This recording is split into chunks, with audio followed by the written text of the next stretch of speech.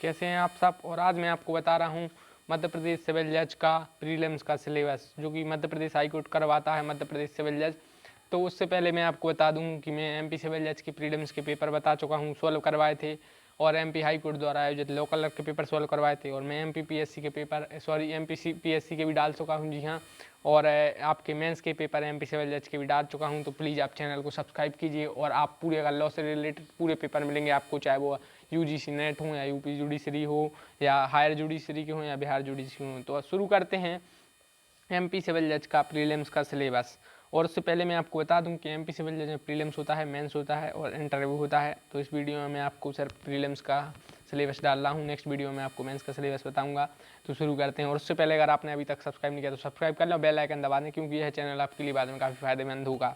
तो शुरू करते हैं। तो अगर आप एमपी सिविल जज की तैयारी कर रहे हैं तो सबसे पहले सब्जेक्ट आपको होगा भारत का संविधान। 10 ऑब्जेक्टिव आएंगे भारत के संविधान से, जिसे हम इंडियन कॉन्स्टिट्यूशन कहते हैं, और यह 10 मार्क्स के होंगे। एक क्वेश्चन 1 मार्क्स का होगा, और प्रीलिम्स में 150 क्वेश्चन आते हैं, जो कि पेन और पेपर मोड पर नहीं, यह होता है ऑनलाइन, जो कि आपका कंप्यूटर बेस्ड टेस्ट होता है। उसके बाद आपके लिए आएगी सीपीसी। सीपीसी के 15 क्वेश्चन होते हैं। सीपीसी काफ़ी इंपॉर्टेंट है, क्योंकि यह 15 नंबर की आएगी। सिविल प्रोसीजर कोड, ये 1908 का एक्ट है, और कई बार क्वेश्चन में आया कि सिविल प्रोसीजर कोड किस ईयर का है, तो 1908 की सीपीसी हमारे भारत में चलती है।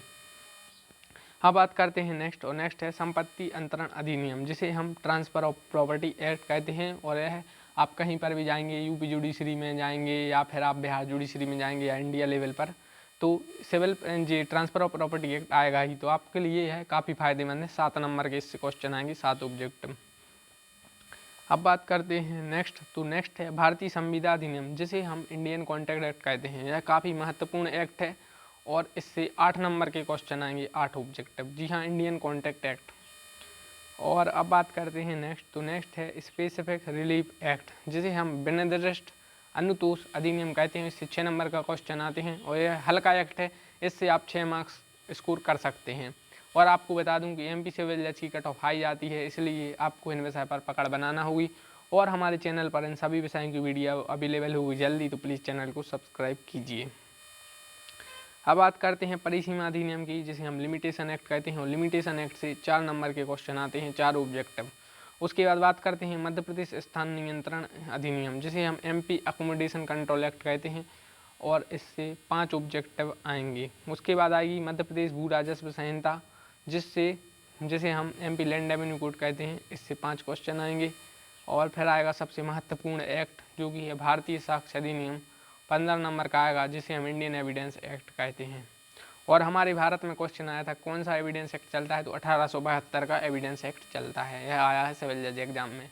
उसके बाद आती है आईपीसी 1860 की, जिसे हम भारतीय दंड संहिता कहते हैं, और यह भी 15 नंबर की है। तो 15 नंबर के आपको 4 से 5 एक्ट हैं, 4 एक्ट हैं, जैसे आईपीसी है, सीआरपीसी है, सीपीसी है, और साक्ष्य अधिनियम है, जैसे एविडेंस एक्ट कहते हैं। इन 4 एक्ट पर आपकी पकड़ बहुत जरूरी है, अगर आपको एमपी सिविल जज क्वालिफाई करना है तो।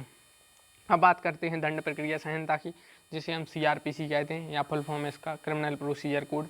कई बार रेलवे जैसे एग्जाम में तो यह भी पूछ लेते हैं कि सीआरपीसी का फुल फॉर्म क्या है, कई बच्चे नहीं बता पाते हैं।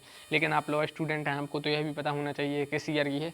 तो यह 1973 की है, और 1974 से इन्फोर्स हुई, तो हमारे यहाँ पर 1973 वाली सीआरपीसी चलती है। तो 15 नंबर की आती है। उसके बाद काफ़ी महत्वपूर्ण एक्ट आता है, जो कि है negotiable instrument act. MP judiciary का एक काफ़ी इंपॉर्टेंट एक्ट है, जो 5 नंबर, इससे 5 क्वेश्चन आएंगे।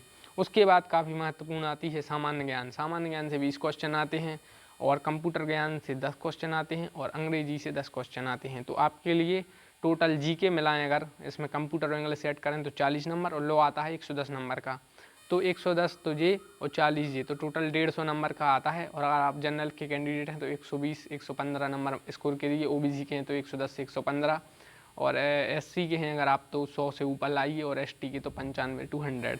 तो नेक्स्ट वीडियो में मैं आपको बताऊंगा मेंस का सिलेबस, और उसके बाद इंटरव्यू का, और उसके बाद मैं आपको कट ऑफ डालूंगा। मेंस में 4 पेपर होते हैं, और मैं वीडियो बनाऊंगा। तो प्लीज़ चैनल को लाइक कीजिए, सब्सक्राइब कीजिए और शेयर कीजिए। धन्यवाद।